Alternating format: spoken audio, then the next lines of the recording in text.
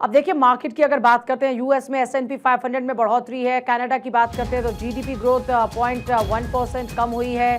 और इसी तरीके से अमेरिका की बात करते हैं तो वहां पर भी तेजी देखने को मिल रही है मार्केट में। तो आज के बाजार की बात करते हैं, कनाडा की जीडीपी ग्रोथ जहां गिरी है 0.1%, तो वहीं अमेरिका के बाजार में तेजी देखने को मिल रही है और कनाडा की जीडीपी ग्रोथ पर असर देखने को मिल रहा है। आकाश जी जुड़ गए हमारे साथ में, अर्थशास्त्री जिनकी भविष्यवाणियां एकदम सटीक बैठती हैं। आकाश जी, जो अभी आंकड़ा हम दे रहे हैं, जो अपडेट दे रहे हैं मार्केट का, ये क्या इंडिकेट कर रहा है मौजूदा स्थिति में? ये देखिए, यूएस में ऑलरेडी हम देख रहे हैं मार्केट्स जो हैं अच्छी हैं, बट ग्लोबली देखा जाए चीजें अच्छी नहीं है। कनाडा की अगर जीडीपी देखी जाए, 2 क्वार्टर्स लगातार नेगेटिव ग्रोथ है। 2 क्वार्टर्स लगातार नेगेटिव ग्रोथ है, तो इसका मतलब टेक्निकली कनाडा रिसेशन में है। उसके अलावा दुनिया की बाकी इकोनॉमी को भी दिक्कतें चल रही हैं। इस समय जो है ग्लोबल इकोनॉमी के रिसेशन में जाने की काफी संभावना है, तो क्रूड ऑयल प्राइसेस दिक्कतें कर रही हैं। स्टेट ऑफ हॉर्मुज़ नहीं खुली है, हालांकि क्रूड ऑयल प्राइसेस में नरमी आई है, बट उसके बावजूद पीछे जो क्रूड ऑयल प्राइसेस हाई रही हैं और जो एरेटिक सप्लाई है फ्यूल की, वो ग्लोबल इकोनॉमी को दिक्कतें कर रही है। उसी वजह से ग्लोबल इकोनॉमी के नेगेटिव में जाने की संभावना है।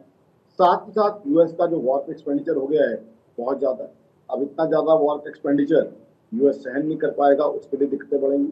तो ओवरऑल मेरी ऑर्गेनाइजेशन आकाशदल.in का मानना है कि यूएस एक बहुत बड़ा कंज्यूमर था, साथ साथ दुनिया की सबसे बड़ी इकोनॉमी, दुनिया की सबसे बड़ी इकोनॉमी जब डिस्ट्रेस में होगी तो जाहिर सी बात है वो एक ग्रोथ इंजन का काम करती थी।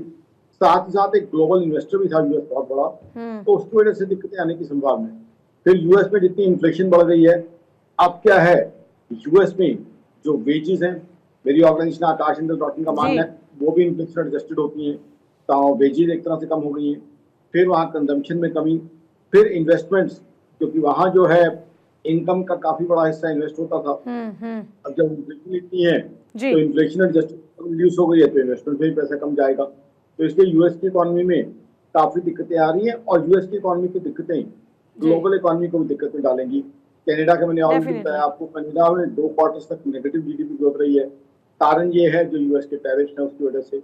उसके अलावा चाइना की बात करें, चाइना से खबरें अच्छी नहीं आ रही है, ठीक है, उनको क्रूड ऑयल की सप्लाई मिल रही है, गैस की सप्लाई मिल रही है, बट वो ग्लोबल इकोनॉमी के लिए मैन्युफैक्चर नहीं कर पा रहे इस तरीके से, तो दिक्कतें हैं ग्लोबल इकोनॉमी में। बहुत शुक्रिया सर। दिक्कतें हैं मौजूदा स्थिति में पूरी दुनिया, ग्लोबल इकोनॉमी का अगर हम देखें तो जो इस वक्त स्थिति है वो यही है कि काफ़ी ज़्यादा इफेक्टेड नज़र आ रही है।